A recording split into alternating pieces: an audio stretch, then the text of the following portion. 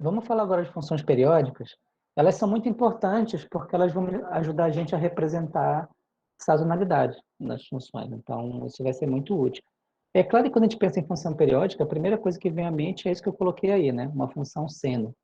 Então, eu programei, já deixei prontinho aqui no Python, uma função seno. Só que essa função seno não é tão simples assim, né? Eu bem que poderia ter colocado seno de x, que facilitaria muito a vida, mas não. Eu deixei um parâmetrozinho para vocês brincarem. Eu coloquei 20 vezes seno de x, que é um número grande, eu vou diminuir aqui para 5, tá? 20 vezes seno de x, 5 vezes... Repara que o seno ela é uma função que pertence à biblioteca NumPy, né? Então, eu tive que escrever np primeiro, ponto, seno. 2 vezes π, o π é um número que pertence à biblioteca NumPy, então eu coloquei npπ, vezes a frequência, tá?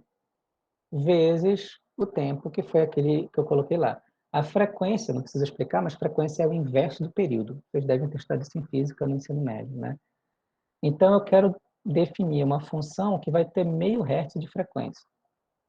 Aí eu vou plotar aqui embaixo. Então, bora ver como é que fica. Ó, aí eu já estou plotando, porque para 50 ele vem bastante, né? Então, deixa eu colocar aqui o meu t, deixa eu jogar para 20. Agora, bora rodar aqui de novo. Olha aí. Isso aqui é uma função cíclica. O que é legal é que eu posso usar uma função senoide para representar a sazonalidade. Isso é bem prático, tá? Então, eu posso colocar aqui igual a 5, mas eu acho que eu vou colocar aqui igual a 2. Aí eu quero modificar aqui a frequência. Bora colocar 0,1. Aí modificou o número de períodos que vai ter, né? Olha só. Então, eu só mexo na frequência. Aí depois vocês estudam lá o que significa isso. Vamos para 0,8 aqui, ó. Mexe no período. Vai colocar 0,5 mesmo. Tá? Bacana. Por uma função senoide dessa aqui, eu não estou fazendo nada diferente do que eu fiz antes. Eu só estou usando uma função seno. Tá? E para brincar com isso aqui, eu fiz a função de autocorrelação. Certo? Olha como é interessante a função de autocorrelação. Estou fazendo aqui para 500 amostras, bora fazer para 100 só. Tá? Lembra que eu mostrei para vocês que quando ela é sazonal, quando ela é cíclica, a função de autocorrelação é não estacionária também. Ela vai refletir isso. E por que ela reflete isso? Faz sentido, porque a distância entre as amostras, elas ciclicamente vão ter diferenças. Então, por exemplo, a relação quando eu tenho uma amostra de diferença é essa, quando eu tenho duas é essa. E mais ou menos esse comportamento se mantém, né, ao longo do processo todo. Então, a função de correlação vai junto, ela meio que reflete isso, tá? Aqui, na sequência, eu fiz uma outra função, a senódica é uma função periódica. Mas, por exemplo, bora fazer uma função quadrada, que também é a mesma coisa. Aqui eu defini essa função, isso aqui é uma função particular que eu defini, não vou nem explicar como é que funciona ela, tá? Essa função que é minha, ela é uma função de série quadrada, né? Olha só, não é uma senoide, mas ela também é periódica.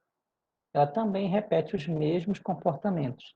Então, uma sazonalidade, ela não precisa necessariamente parecer com uma senoide. Ela pode parecer com uma onda quadrada, ela pode parecer com qualquer coisa, desde que esse comportamento se repita. Então, às vezes dá a entender de que a gente fala de periodicidade, que ela tem que ser assim, suavezinha e redondinha.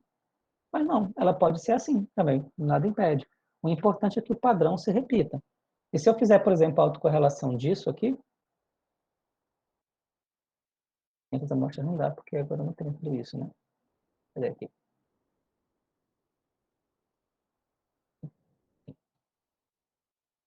Ó, a autocorrelação, ela não vai ser redondinha. Ela continua sendo periódica, a autocorrelação, só que agora ela fica meio que triangular, né? Então, nota que a função de autocorrelação, ela reflete aquele comportamento. Tanto num caso quanto no outro, ela é não estacionária. Porque, nesse caso, eu não tenho comportamento estatístico padronizado, porque está variando, num está variando a média, no outro também está variando a média, que é no caso periódico. E para finalizar, bora ver o que acontece se eu somar funções. Então, por exemplo, bora pegar o y1 e bora somar com st. Bora pegar uma reta. Ah, eu mudei para st1, né? Ah, st1 é série quadrada. Aqui eu quero st, é a redondinha. Tá? Então, tá aqui a redondinha. Vamos lá para a soma. Eu quero somar y1. Ah, mas eu vou ter que rodar de novo y1, é verdade, tá certo. Porque eu mudei o t naquela hora, né? Agora, bora voltar para cá. Aqui, gente, o que é que eu estou fazendo? Eu estou somando. Aqui, ó. Eu estou somando a reta com a minha função quadrada. Isso dá uma reta distorcida, olha só que legal. Aqui eu quero somar agora com st. Então, isso é soma de função. Olha, essa reta ela vai de 0 até 200. Aí eu somo com isso aqui, ó, ela dá nisso. Vocês deveriam em casa ficar brincando disso. Agora eu vou somar com a quadrada. Bora ver o que acontece. Deixa eu somar com a quadrada. Como é que pode isso? A quadrada tem números complexos. Tá? Ela não deixa eu somar com a quadrada, deixa só com a redonda mesmo. Agora, isso porque a amplitude da minha senoide vai até 2. O que acontece se a amplitude da minha senoide for até 10, por exemplo? Ela vai ficar um pouco maior. Repara, olha, agora ela vai de 10 até menos 10. Então, se eu calcular de novo aqui a soma, ela vai ficar mais arredondadinha. Nota que isso aqui, gente, é a soma de uma reta com uma senoide. Ela fica com esse formato. Seria completamente diferente se eu multiplicasse uma reta com uma senoide, que é o que eu faço aqui embaixo. Ó. Então, se eu multiplico uma reta com uma senoide, olha como ela fica. Isso faz todo sentido, porque eu estou multiplicando. Cada ponto desse está sendo multiplicado pela reta. Ou seja, ela está abrindo. Né? Então, o que é que eu recomendo? Não dá mais tempo, são 6h20. A gente vai... O que eu recomendo, eu vou deixar esse código para vocês. Claro, vocês têm que fazer... A prioridade de vocês é o trabalho que eu já passei na semana passada, né? Mas quem tiver oportunidade, pega o código e tenta brincar com funções. Se você já tem algum domínio do R e quiser reproduzir isso aqui no R, faça, porque se esperar eu fazer o código vai demorar um pouquinho. Ah, outra coisa, dá para usar o Jupyter no R também, tá? Mas tentem dominar essa manipulação de funções. Tentem brincar de somar função com outra função. Por exemplo, bora somar essa senoide aqui com a minha função y3, ou y3, que é a de terceira ordem, né? Como é que fica? Ó, vai dar uma enroladinha aqui no início. Então brinquem de mexer com esses parâmetros, que é para vocês entenderem como é que funciona a dinâmica. Se vocês fizerem isso, isso vai ajudar muito na hora de entender as componentes de uma série temporal. Porque o que a gente vai fazer? A gente vai extrair essas componentes de lá de dentro.